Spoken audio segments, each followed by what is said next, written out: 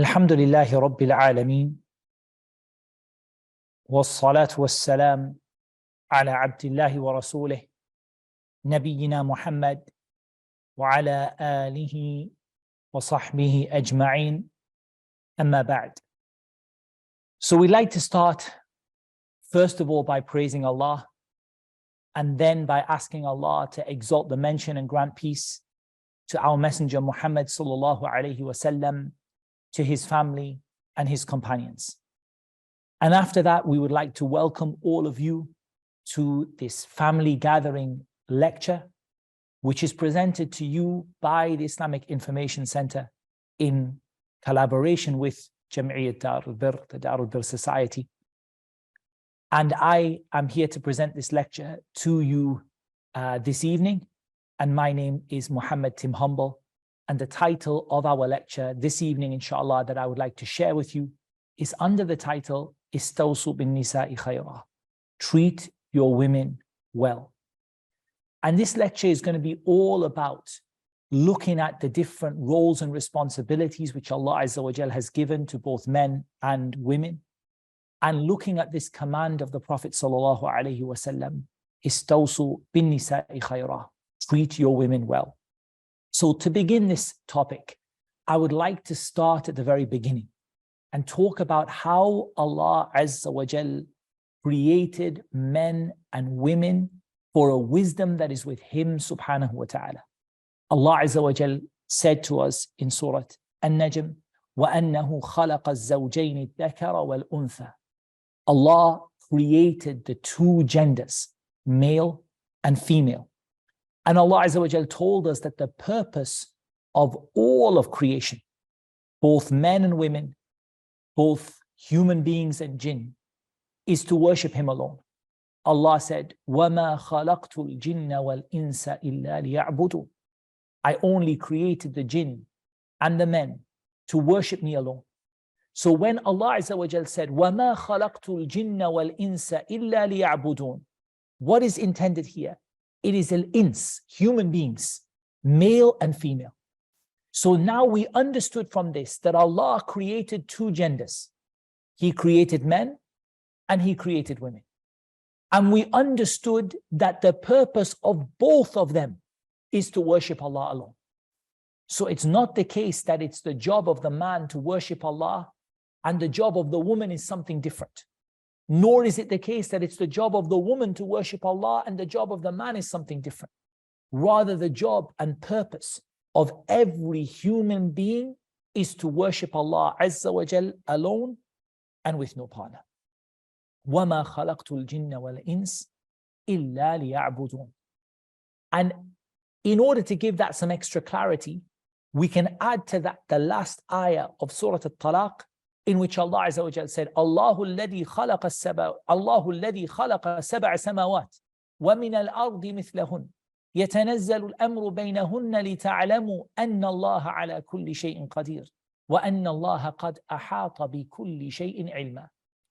It is Allah who created the seven heavens and created from the earth the likes of them, and His command descends between them so that you may know that Allah is able to do all things, and so that you may know that Allah has encompassed everything with His knowledge. What does this tell us, my dear brothers and sisters?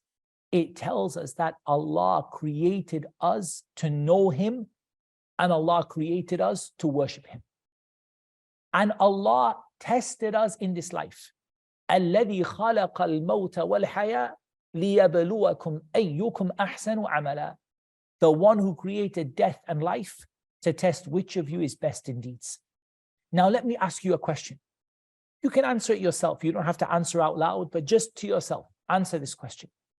In these ayat, the purpose of creation, the testing of mankind, is there a difference between men and women? There is no difference, right? Men and women in these ayat, the same purpose. To know Allah, to worship Allah, to be tested. To know Allah, to worship Allah, to be tested. And this doesn't change whether male or female, whether young in age or older in age. Rather, this is from the universal purposes that men and women are equal in. And that is the worship of Allah, knowing Allah, and the fact that Allah will test you in this life and will judge you based on the actions that you took in coming to know Allah and come to worship Allah in this life. That is a very important introduction. And it's also important to note that Allah Azza wa Jal gave men and women special qualities.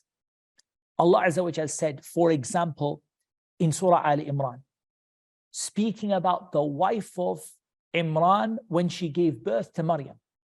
فَلَمَّا وَضَعَتْهَا قَالَتْ رَبِّ إِنِّي وَضَعْتُهَا أُنْثَى وَاللَّهُ أَعْلَمُ بِمَا وَضَعَتْ وَلَيْسَ الذَّكَرُ كَالْأُنْثَى وَإِنِّي سَمَّيْتُهَا مَرْيَمَ وَإِنِّي أُعِيذُهَا بِكَ وَذُرِّيَّتَهَا مِنَ الشَّيْطَانِ الرَّجِيمِ. When she gave birth to the child, she said, my Lord, I have given birth to a girl. And Allah knew better what she gave birth to. And the male and the female are not the same. وَلَيْسَ الذَّكَرُ كَالْأُنْثَى. Men and women are different. And that is a hikmah from Al-Khaliq subhanahu wa ta'ala. A wisdom from Allah that Allah created men and women differently and gave them different roles and responsibilities within this life of theirs, while sharing the core purpose of this life to worship Allah alone. And look at the balance and the mahasin, the beautiful qualities of the religion of Islam as it relates to these things. Yes, Allah gave men and women different responsibilities and different qualities. Some things that men can do, Allah didn't give those things to women. And some things that women do, Allah didn't give those things to men. Allah gave it each one for a wisdom that is with Him subhanahu wa ta'ala. But at the same time, the purpose of their creation is the same.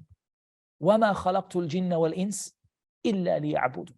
To worship Allah Azza wa Jal alone and not to make any partner with Him.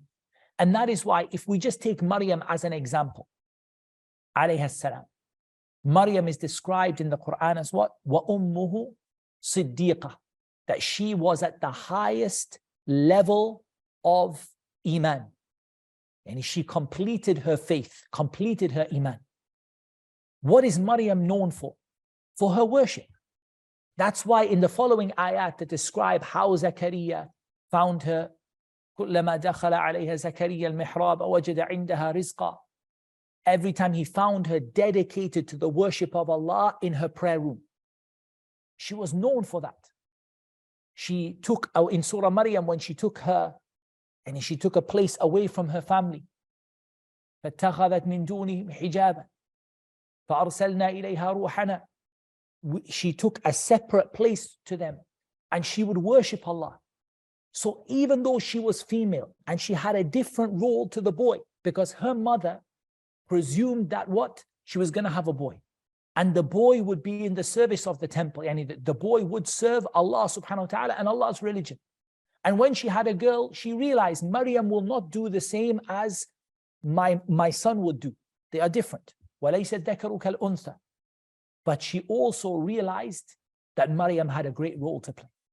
And Maryam became a great worshipper of Allah to the point that Allah described her with the description of the complete, a person complete in Iman.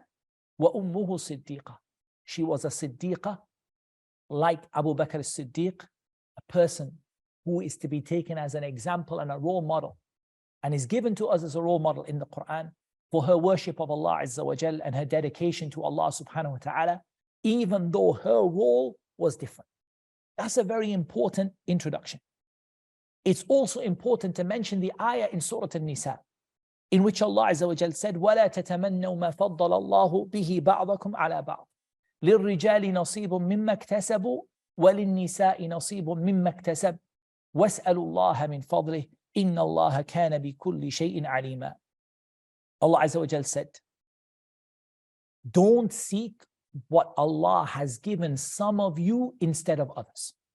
This is addressing men and women. How do we know it's addressing men and women? Because afterwards in the ayah, Allah Azza wa Jalla said, لِلرِّجَالِ نَصِيبٌ مِّمَّا اكْتَسَبُوا. Men have a share of what they're going to do. And if you are a man and you do good deeds, you're going to have those good deeds يوم القيامة. وَلِلنِّسَاءِ نَصِيبٌ مِّمَّا اكْتَسَبْنَ. And if you're a woman and you do good deeds, Allah is going to give you a share of those good deeds يوم القيامة. وَاسْأَلُوا اللَّهَ مِنْ فَضْلِهِ. And if you want something that Allah gives you good, ask it from Allah. Don't look and say, for a woman to look at a man and say, why could I not be that man? Why could I not have what he has? Why could I not pray the way he prays? Or why could I not fast the way he fasts? Or why could I not, for example, have this responsibility? Or why could I not have this role in my life? Because Allah gave you the best thing for you. أَلَا يَعْلَمُ مَنْ خَلَقَ وَهُوَ اللَّطِيفُ الْخَبِيرُ. The one who created you knows best what is good for you. And He's given you the best for you. Everyone, He gave them what is best for them.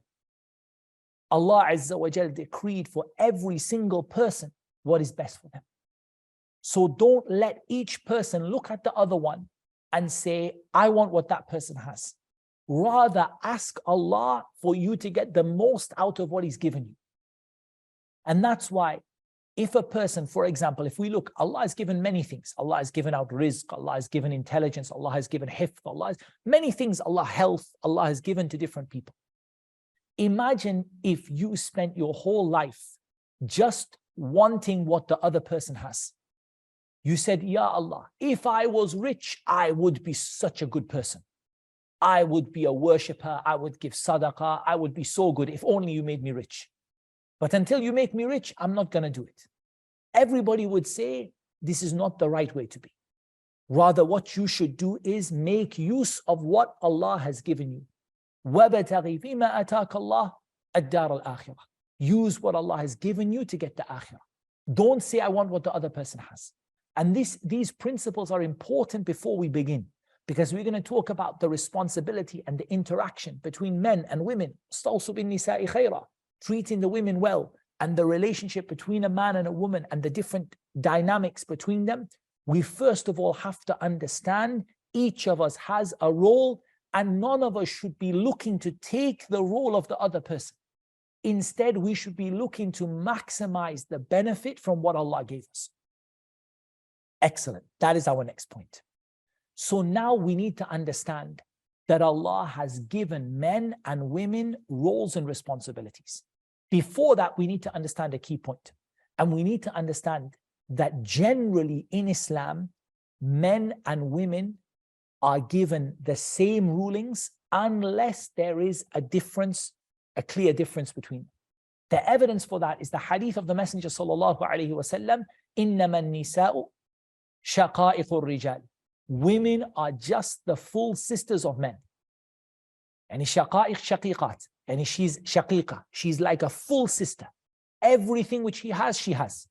Unless there is a very specific difference which is given in Sharia. For example, we know that the hijab is a different ruling for women and that it's not the ruling for men. But generally speaking, the prayer, the fasting, all of the parts of Islam, what's the ruling? Do we have separate prayer for women, separate prayer for men, separate fasting for women, separate fasting for men, separate qiyam for women, separate Quran, separate everything? No. إِنَّمَا النِّسَاء شَقَائِقُ الرِّجَالِ. Women are the full sisters of men. So the rule is everything in the Quran addressed to men applies to women unless there is an evidence to separate, like the hijab, or like, for example, the rulings of menses and things like that, where there is a clear difference. Apart from that, they are treated the same. Now we understand that men and women are given roles and responsibilities. They're going to be asked about them. In the hadith of Abdullah bin Umar, radiyallahu anhuma, the hadith is in the Sahihain, that the Messenger of Allah sallallahu alayhi wa sallam said, أَلَا كُلُّكُمْ رَاعٍ وَكُلُّكُمْ مَسْئُولٌ عَنْ رَعِيَّتِهِ.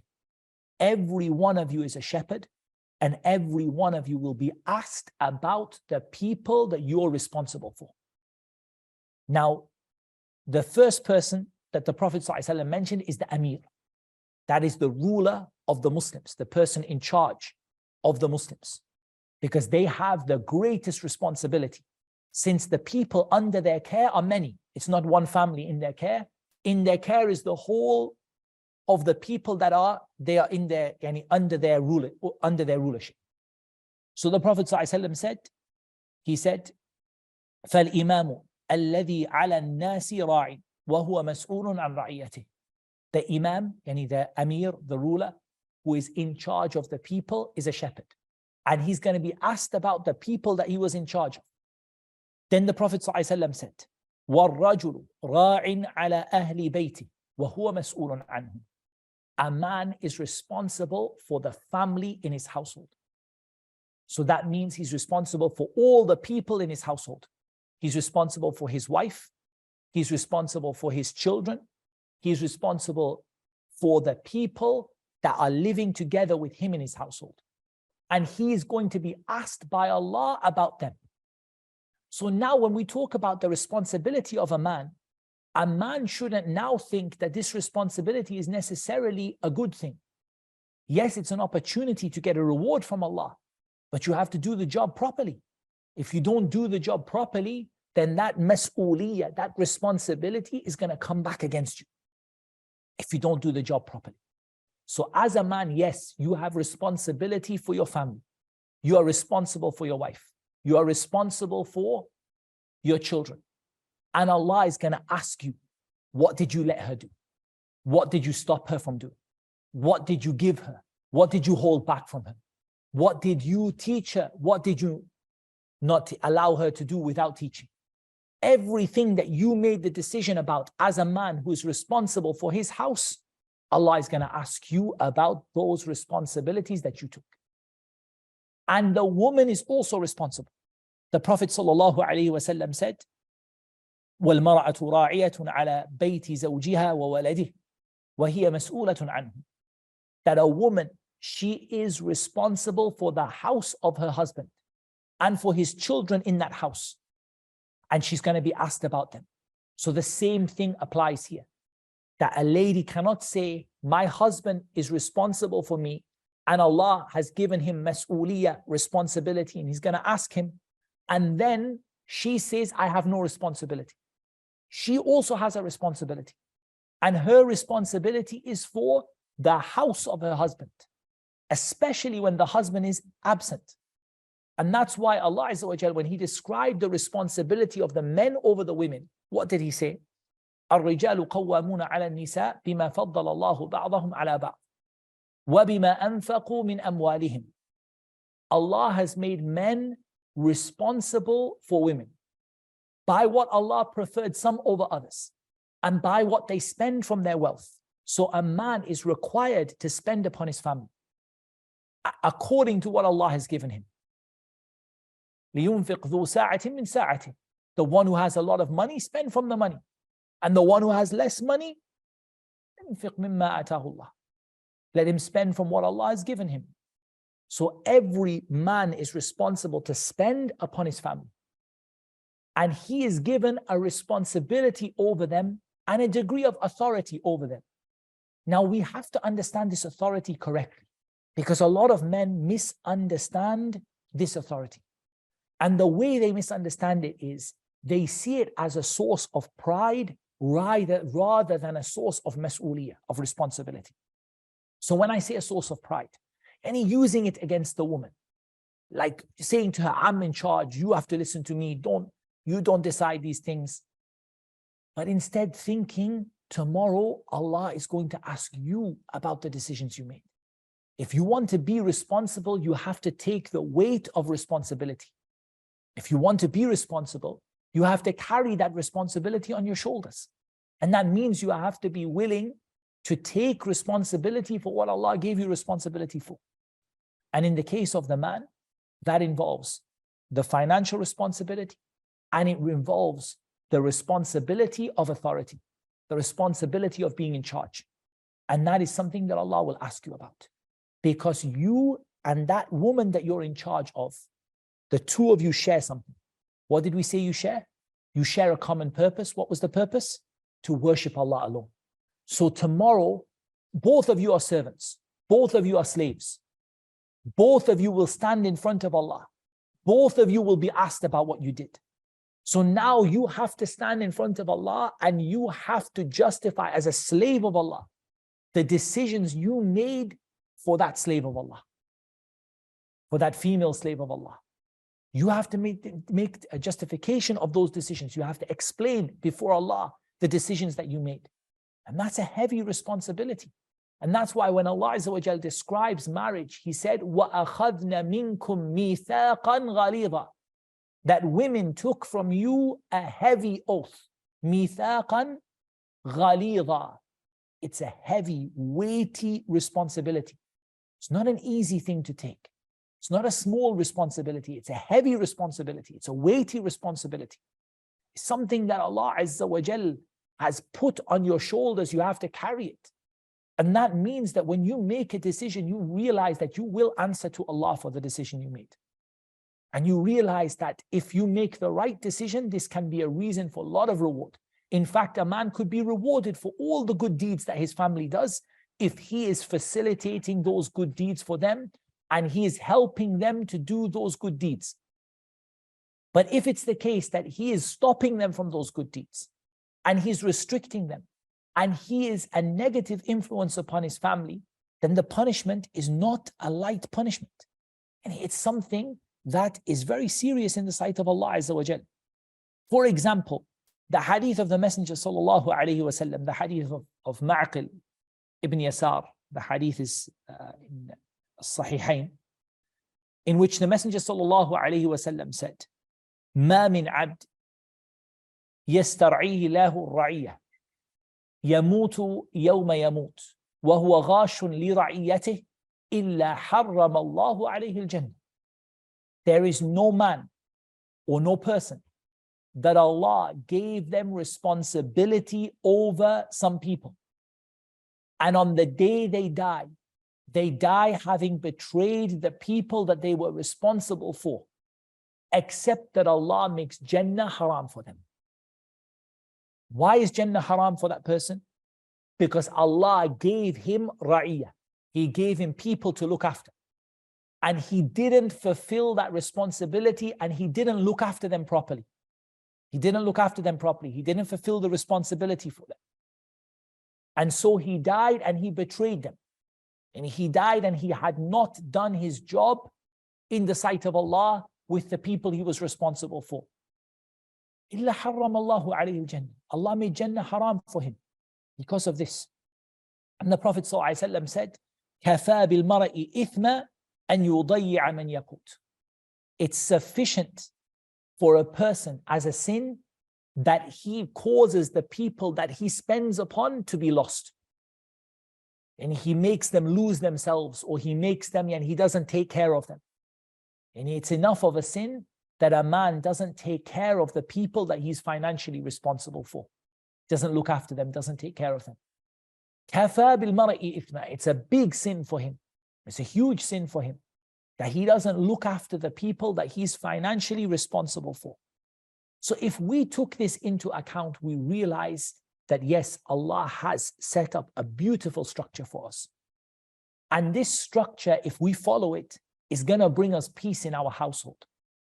For example, the statement of Allah Azza wa Jal, وَمِنْ آيَاتِهِ أَنْ خَلَقَ لَكُم مِّنْ أَنفُسِكُمْ أَزْوَاجًا لِتَسْكُنُوا إِلَيْهَا وَجَعَلَ بَيْنَكُمْ مَوَدَّةً وَرَحْمَةً إِنَّ فِي ذَلِكَ لَآيَاتٍ لِقَوْمٍ يَتَفَكَّرُونَ. This is in Surah Ar-Rum.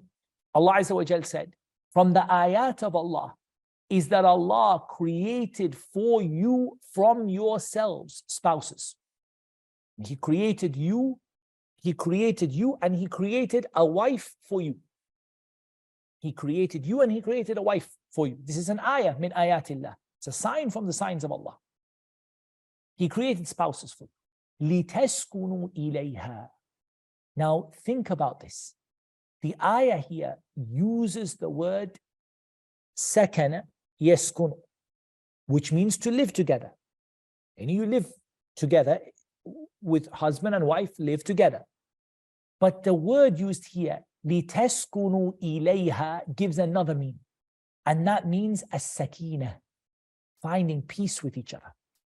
So a good marriage and a good relationship between husband and wife should lead to a peaceful household. It should lead to sakina, peaceful household. وَجَعَلَ بَيْنَكُمْ مَوَدَّةً وَرَحْمَةً. And Allah placed love and mercy between you. Love and mercy comes from what? A peaceful household. And love and mercy makes a peaceful household. And a peaceful household requires mawadda. And to make your household peaceful, you have to really care for the people who you're responsible for. You have to really look after them. You have to really care for them. And that's why Allah Azza wa Jal used the word mawadda, and He didn't use the word, for example, ishq.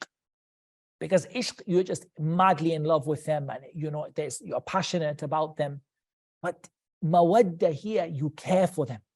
You look after them. You take care of them. And when this happens, it brings you peace. It makes your house peaceful. Wa rahmah, and mercy.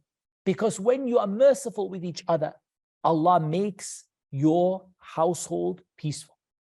So this relationship of husband and wife, it should be one that brings about peace and sakina and tranquility. It should be that the house is like a place of refuge, a place where all the stress which is outside, but when you come to the home, sakina, it's peaceful. And a lot of people listen to this video, maybe they're saying, well, I don't feel like my house is not really like that. I don't feel like that. But there's a reason why. When something is missing in Islam, this sakina will be missing as well. When this comes in the way that Allah commanded you, so this peacefulness and tranquility and happiness and love and mercy will come into the household. So really there's a lot of advantages to this statement of the Prophet ﷺ, istawsu bin nisa'i khayra, treat your women well. And we've already mentioned two really great advantages. Number one, if you treat your women well, you are fulfilling the responsibility which Allah gave you. وَأَخَذْنَا مِنْكُمْ مِيثَاقًا غَلِيظًا. They took you a heavy oath from you. So you are fulfilling what Allah Azza wa Jal gave you, the responsibility. So Yawm al-Qiyamah, you will be safe because you did what Allah and His Messenger sallallahu alaihi wasallam told you with regard to the ra'iyah, the people that Allah put you in charge of. That's the first one. And the second one is that if you follow this command, istawsu bin nisa'i khayra, you're going to bring about peace in your household. It's going to become peaceful, and it's going to bring mawadda, love, and it's going to bring rahmah between you. But there are some challenges on this road. And in this hadith, the hadith that we're specifically talking about, the hadith in Sahihain, from the hadith of Abi Hurairah radiyallahu anhu, that the Messenger of Allah sallallahu alayhi wasallam said, استوصوا بالنساء خيرا فإنهن خلقن من ضلع وإن أعوج شيء في الضلع أعلى أو كما قال صلى الله عليه وسلم فاستوصوا بالنساء خيرا. The Prophet صلى الله عليه وسلم, he said, استوصوا بالنساء خيرا. Treat your women well. What does it mean, treat your women well? This is a comprehensive statement. It's not a small statement. It's not like he said, spend on them.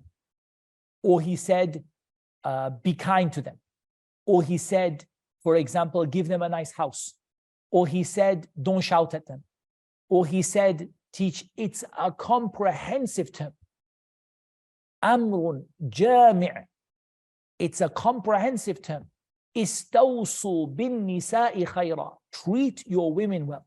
And it's an amr, a command. Wal amr tufidu al-wujub. Commands mean you have to do them. And it's not optional. You have to treat your women, the women that you are responsible for, you have to treat them well. So we said it's comprehensive.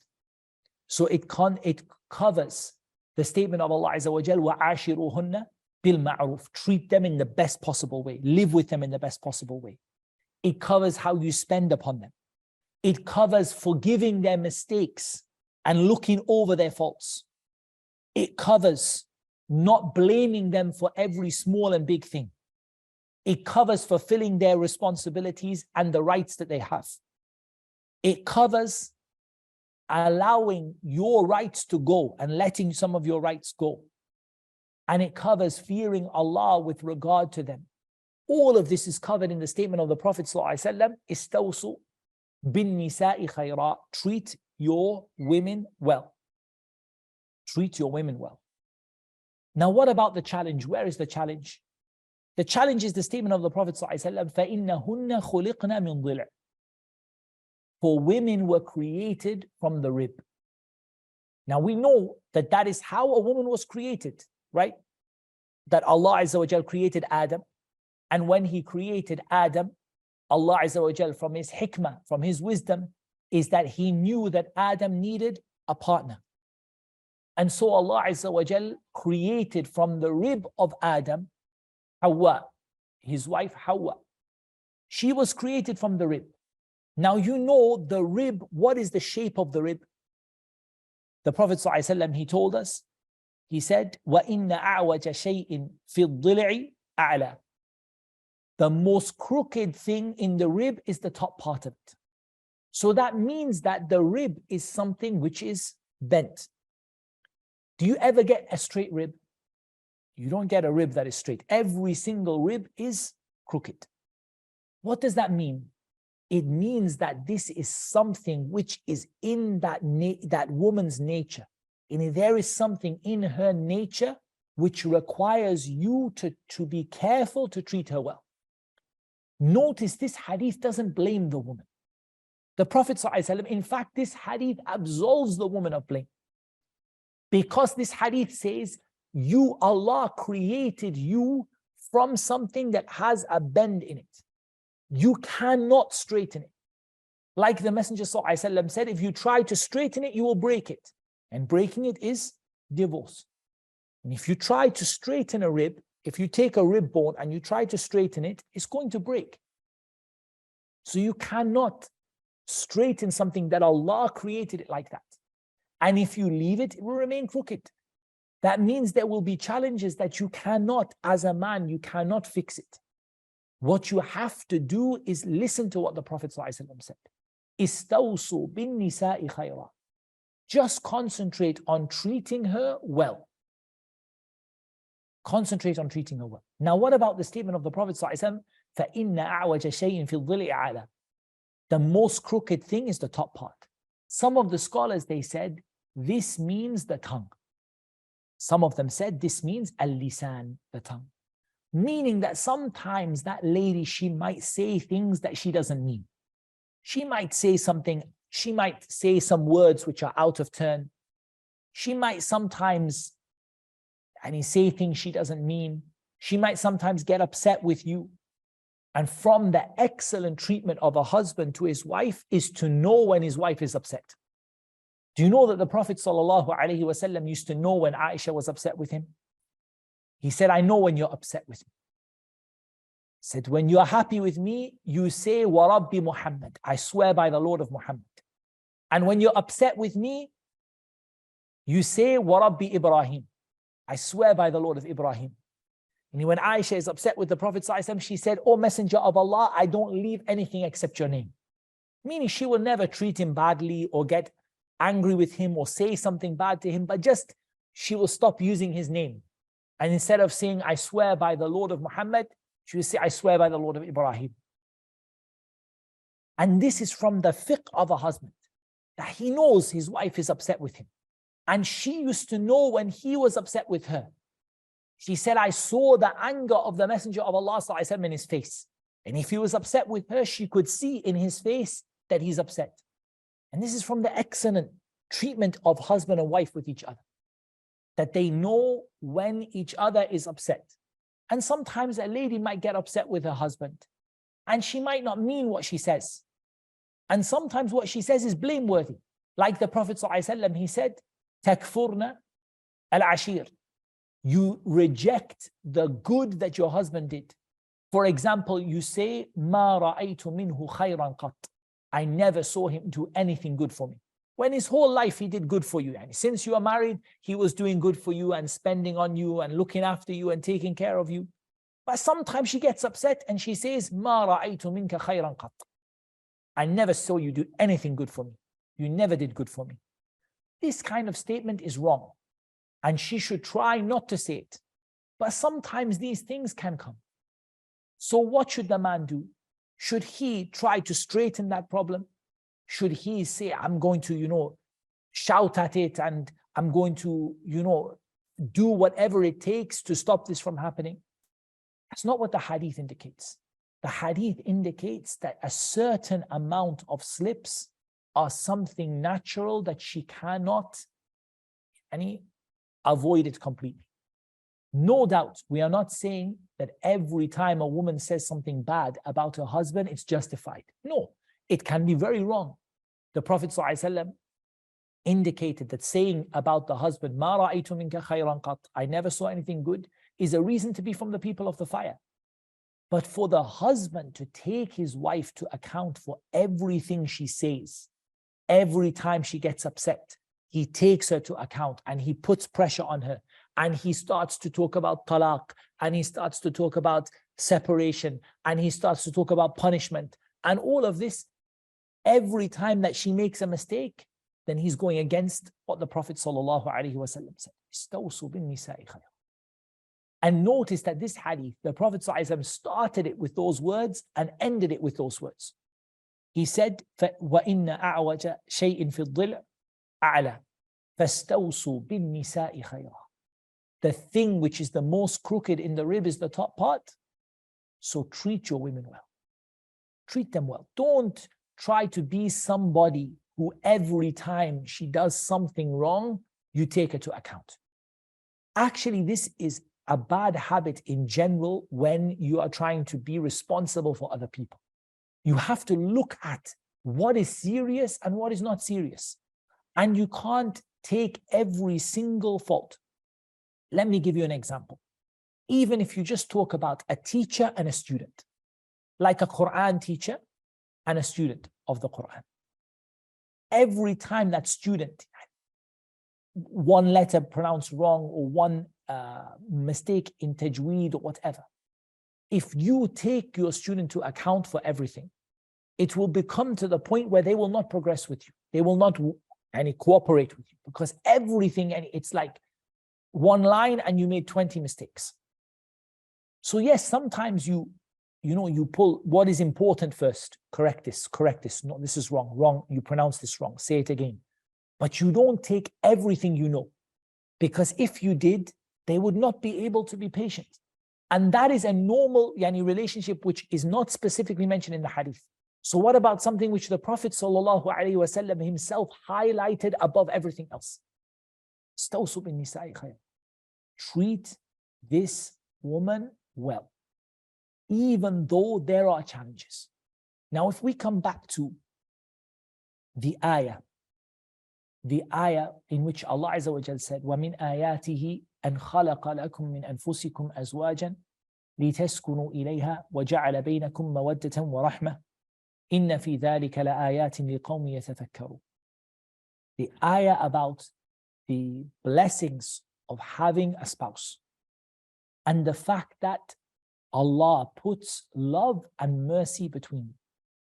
This emphasizes what is said in the hadith, that if you treat your spouse well, and if you treat the women that you're responsible for well, istawsu bin nisa'i khayra, you treat them well, then Allah Azza wa Jal will place that sakina and love between you. And it needs rahmah. What do we mean by rahmah? It means letting some things go. Because Allah Azza wa Jal gave men responsibilities, we said this already. And He gave women responsibilities, we said this already. So Allah gave men responsibilities and Allah gave women responsibilities. If a man takes his wife to account for every single thing, every small mistake that she makes, even sometimes he takes it to account for things which are not important in Sharia. For example, I don't like this food, there is too much salt, or I don't like the way you did this, or I don't like the way you decorated the house. And he takes her to account for every small thing. This is going to cause a lot of friction, and it's going to cause the love in the marriage to go away. and it's going to cause a divorce. Why? Because of the hadith of the Prophet ﷺ, that if you try to straighten that rib, you'll break it. He's trying to straighten the rib by blaming for everything or taking into account for every single thing which Allah Azza wa Jal gave him as a right. Instead, when you forgive and overlook what people do, Allah forgives you. As Allah Azza wa Jal said, وَيَعْفُوا وَلْيَصْفَحُوا أَلَا تُحِبُّونَ أَن يَغْفِرَ اللَّهُ لَكُمْ. Forgive and overlook. Don't you want that Allah Azza wa Jal will forgive you? So as you wish for Allah to forgive you, and as you wish that Allah will not take you to account for everything wrong that you did, so that's how you have to be towards the women that are in your responsibility. Not to take every small mistake, but to look at what is really important and to correct it with wisdom and to correct it with, in accordance with how Allah Azza wa Jal commanded us and how the Prophet Sallallahu Alaihi Wasallam showed us how to correct mistakes. And this is the next point that I would like to raise. How do we deal with these kind of challenges? So the Sharia, the Quran and the Sunnah gave us the most amazing system and the most amazing way of dealing with the challenges that we have in the sight or in terms of the challenges that happen between husband and wife. And I'm going to mention just a few basic principles of how to overcome these challenges and how to deal with them. The first thing is this: to base your marriage and base your relationship between you and the women that you are responsible for, to make it based upon at-taqwa, upon obedience to Allah and keeping away from what is forbidden. If you think about the khutbah of nikah, in the khutbah of nikah, the Prophet ﷺ mentioned the ayat, the same ayat we read in the Jumu'ah prayer. The ayah from Surah Al Imran, the first ayah from Surah An-Nisa, and the ayah from Surah Al-Ahzab. These three ayat, all of them mention at-taqwa. And that is the idea of basing your marriage and basing the way that you deal with the women that you are responsible for upon at-taqwa. And that means fearing Allah, and it means acting upon the Quran and the Sunnah, obeying Allah and keeping away from haram. If the relationship is based upon this, then you will be able to overcome any challenge that comes in your way, any difficulty, any friction, any mistake, as long as it is based upon Quran and Sunnah. And that is why when the Prophet ﷺ spoke about who you choose to marry, he said, تُنْكَحُ الْمَرَأَةُ لِأَرْبَعَةٍ. A woman is married for one of four things. And he mentioned, لِحَسَبِهَا وَلِجَمَالِهَا. He said, she's mentioned, لِمَالِهَا وَلِحَسَبِهَا وَلِجَمَالِهَا وَلِدِينِهَا. She's married for four things. Either she's married because she's wealthy, or she's married because she's beautiful, or she's married because she comes from a good family, or she's married because of her religion. فَاظْفَرْ بِذَاتِ الدِّينِ تَرِبَتْ يَدَاكَ. So take the success by marrying the one who is married for her religion. Doesn't mean the other things are not important. Maybe she comes from a good family. Maybe she is beautiful to a certain extent. But what really, really matters more than anything is that she is that deen. And your marriage is based upon deen, first of all. Now that leads to a second issue in terms of overcoming challenges. And that is using the Quran and the Sunnah when you differ.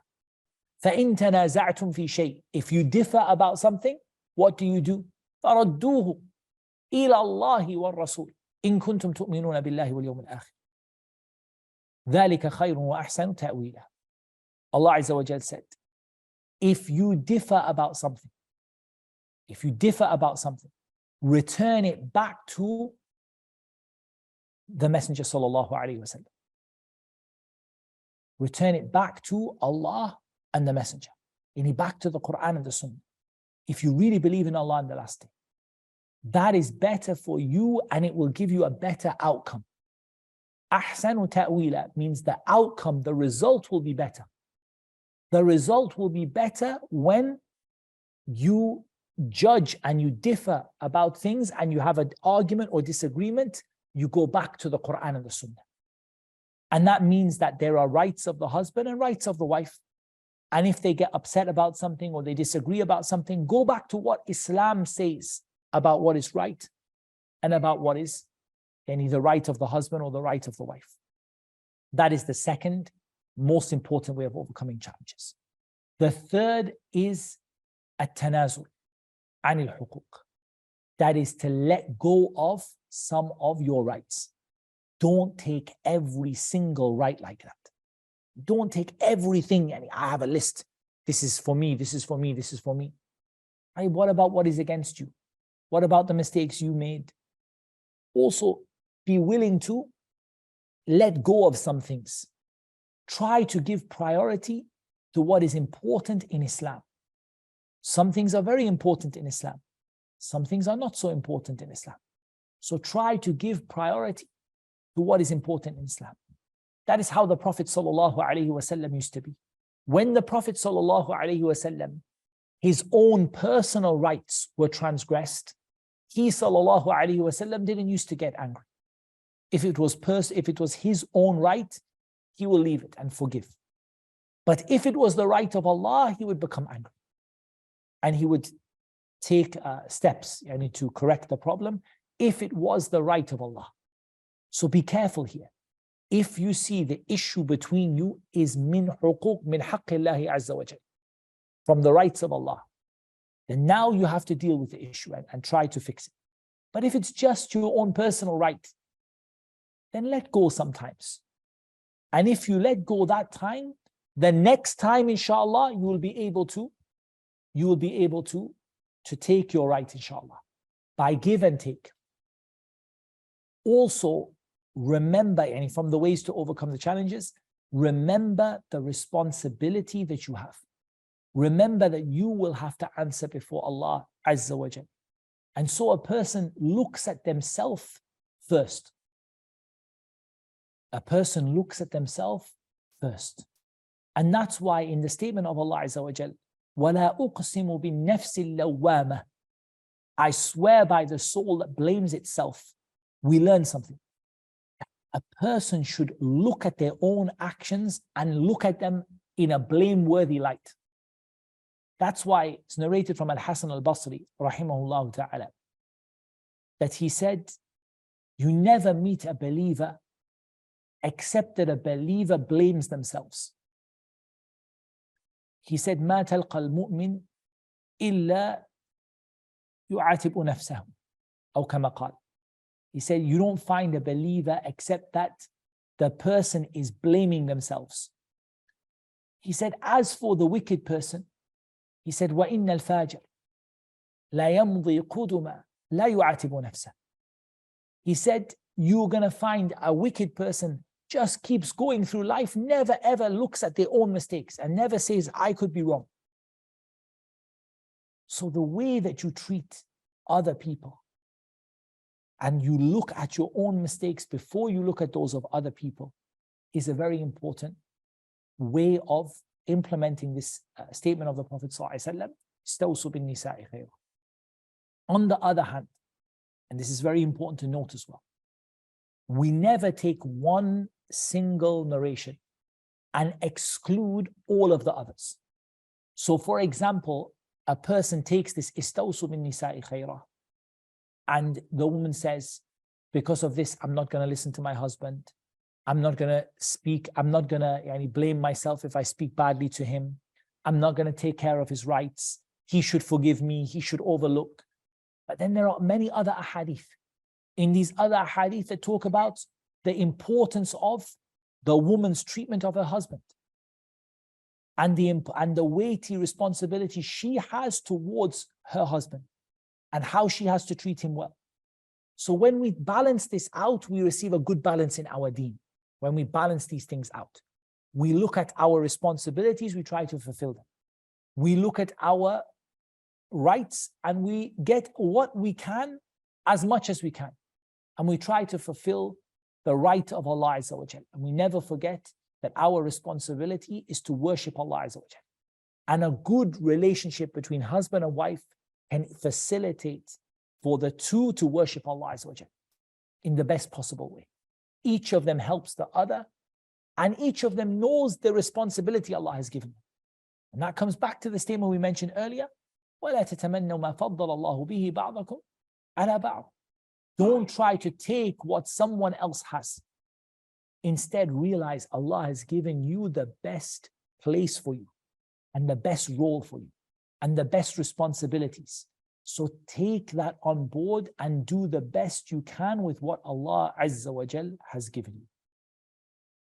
I think these are some of the most important points. But perhaps we can mention a couple of extra things after that.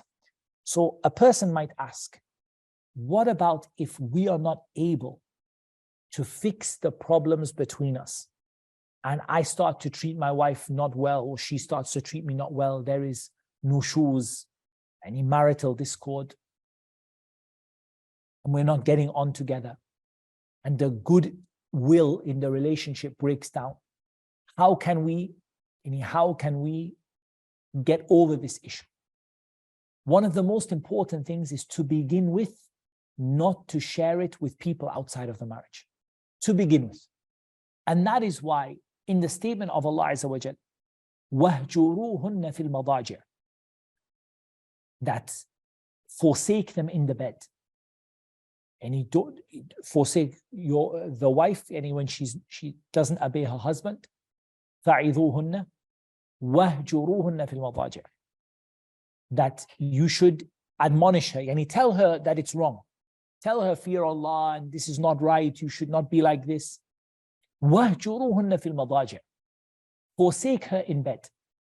The scholars, they say, some of the scholars, they said about this ayah, the meaning is show your back to her. In other words, even the children in the house don't know that the man has left his wife's bed. Clear? Even the children in the house don't know that the mom and dad are fighting. وَهْجُرُوهُنَّ فِي الْمَضَاجِعِ, and he just turned his back on her. He didn't give her attention.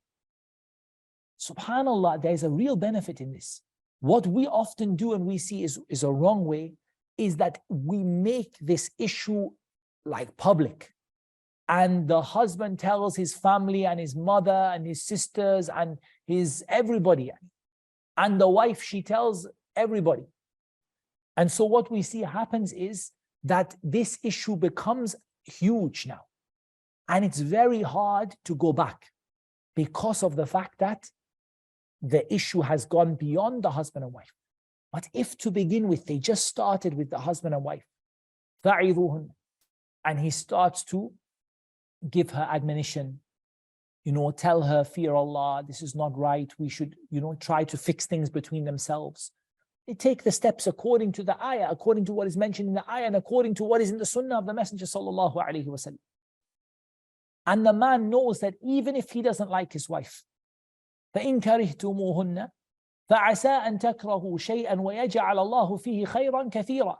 If you dislike something, perhaps Allah will place so much good in it. So he keeps treating her well. He doesn't mistreat her. He remains patient. If it's not working, he could speak to somebody who can help.